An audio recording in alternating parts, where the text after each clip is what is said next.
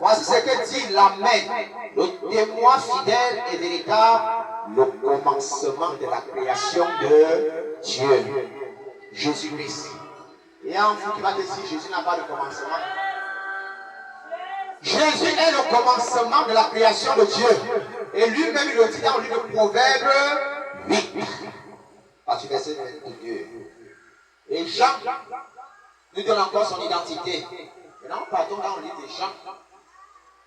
Jean chapitre 1, pour mieux comprendre la Trinité.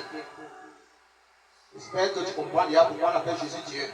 Parce qu'il a participé à la création, comme le Père, comme le Saint-Esprit.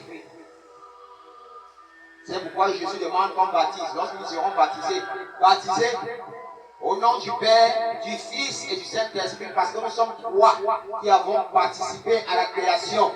Mais le Père est Dieu de nous tous. Moi et l'Esprit, ça veut dire Jésus et l'Esprit. Nous sommes aussi vos dieux, parce que nous vous avons créé. Dieu le Père, Dieu le Fils, Dieu le Saint-Esprit, ils sont unis, même nature, même essence, même idéologie.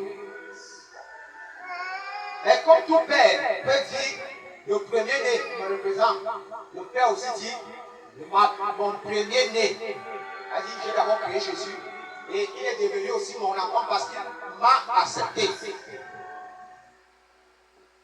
Il m'a accepté. Il est aussi mon premier-né. Il fait ma volonté. Ça ne lui dérange pas. Comme certains anges qui sont révélés, qui se trouvent en enfer aujourd'hui. Alors il est mon premier-né. Tout ce que vous voulez, vous allez passer par lui. Parce qu'il fait plaisir à mon cœur. Le Saint-Esprit fait la volonté du Père passant par Jésus. Voilà pourquoi si tu vomis Jésus, le Saint-Esprit n'est pas avec toi. L'unité indivisible, tu ne peux pas les séparer. Tu ne peux pas vanter un plus que l'autre. L'autre commence à faire la jalousie. Non. Alors nous allons comprendre un peu Jean. Au commencement était la parole. Ça, c'est un passage qui bouleverse souvent les cerveaux. Ils ne sont pas remplis du Saint-Esprit en ce qui concerne le discernement des Saintes Écritures. Au commencement était la parole. Et la parole était avec Dieu. Et la parole était Dieu.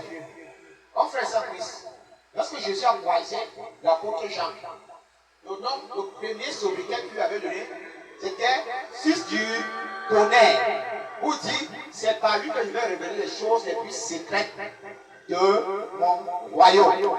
Ce n'est pas Pierre qui a eu la révélation.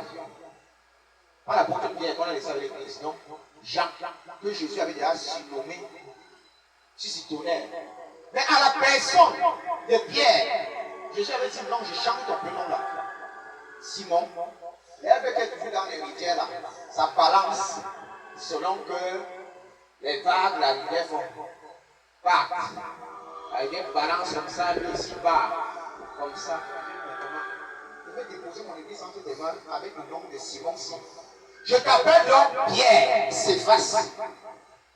Et au fur et à mesure Jésus, Pierre va vivre auprès de Jésus. Pierre va passer le temps à lui faire la délivrance dans la foi.